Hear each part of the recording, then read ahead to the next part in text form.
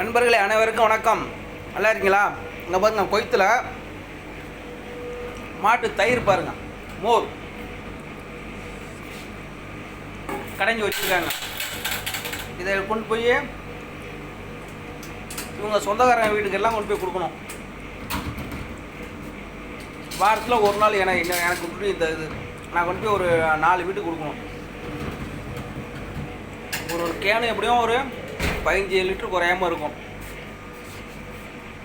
இவர் தான் அந்த பாலை கொண்டு வந்து தயிராக்கி, பாலை காய்ச்சி உர ஊற்றி தயிராக்குறது இவர் தான்.